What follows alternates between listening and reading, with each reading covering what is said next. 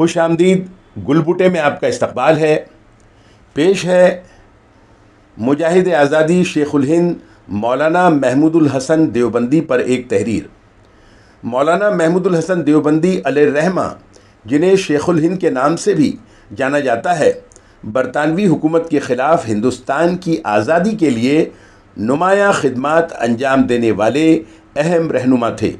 مولانا محمود الحسن 1851 میں بریلی اتر پردیش میں پیدا ہوئے۔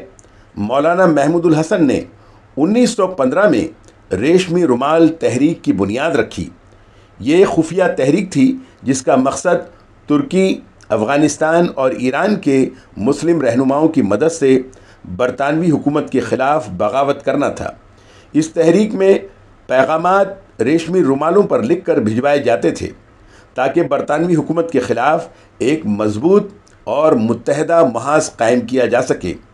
مولانا محمود الحسن کو 1917 میں برطانوی حکومت نے اس تحریک کی پاداش میں گرفتار کر لیا اور انہیں مالٹا کے جزیرے میں قید کر دیا۔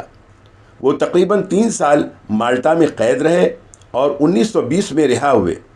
قید و بند کی مشکلات کے باوجود ان کے عزم اور حوصلے میں کوئی کمی نہیں آئی اور انہوں نے اپنی زندگی بھارت کی آزادی کے مقصد کے لیے وقف کر دی۔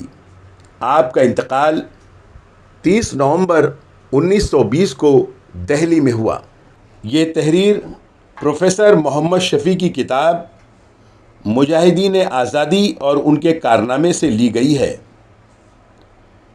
ابھی آپ نے سنا شیخ الہند مولانا محمود الحسن دیوبندی کے کارنامے سید نظام الدین کی آواز میں۔